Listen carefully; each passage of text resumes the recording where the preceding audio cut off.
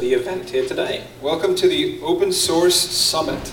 Of course, open source, as you all know, has just revolutionized the world. We are all using free software developed by hobbyists with the best of intentions to liberate the world from closed, expensive software, right? Absolutely. It's all people with long beards. That's all open source is these days. So was it that kind of revolution, or do you look at it differently? And it's kind of like our Trojan horse friends over here, where it's that age-old business model of just having a freemium product. The first hit is free. We've got a great group of people here to talk about this, about open source. We've got some of the best, earliest pioneers in open source businesses to recent startups, to companies like Facebook who are involved in open source but have a different business model entirely. We're really excited to explore this with you today, and we've got a lot of great speakers here to do that. And to kick things off, we'd like to introduce Salil Deshpande. Yeah, we've known Salil for a long time. Back when I was a 20-year-old whippersnapper, along with the CEO of Service Rocket, who's sponsoring this. Salil was our CEO. I've enjoyed talking about technology and business ever since, and kind of going through this open source revolution. Salil's a managing director at Bain Capital Ventures, and he's funded like a dozen, I think, open source projects and companies that have gone on to have really successful events. And so he's really been there, since some of the early days, having great investments, and he's the reason that we're all here today to have these kind of discussions. So let's give a warm welcome to Salil.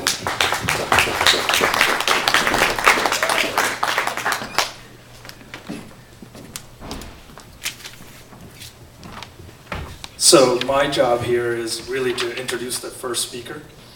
But if you could put up that slide number 2 that I had. So this is slide number 1. If you could skip forward to one slide. I want to show you what I'm hoping to get out of this conference. That slide number 2, what you're supposed to see is Working on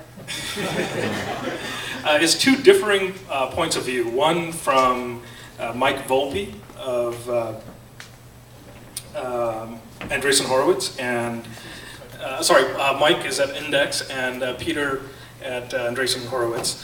And if I can read these, the font is a little bit small because I wanted to say a lot here, but Peter's saying, by the way, I invited both of these guys. One of them teaches a class at Stanford on Tuesdays at this time, and the other one had a board meeting.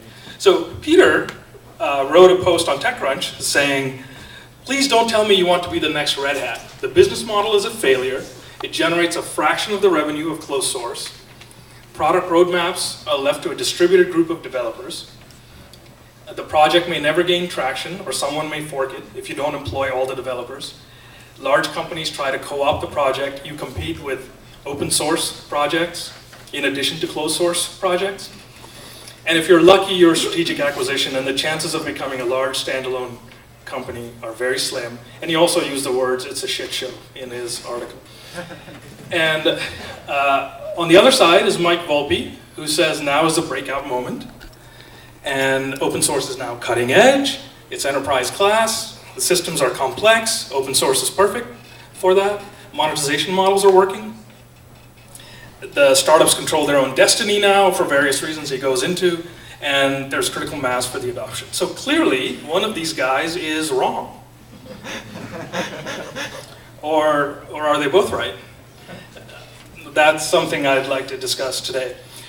Our first speaker is Naval Ravikant, and he's going to talk about a topic which would have been perfect right before beers, right before the open bar, or during the open bar, because it's about a futuristic way of monetizing open source. We're going to spend the rest of the day talking about the state of the art in monetizing open source, but he's going to talk about the futuristic way. And he's going to go on vacation later this afternoon, so that's why we're having him speak first. So here's our headliner, Naval Ravikant.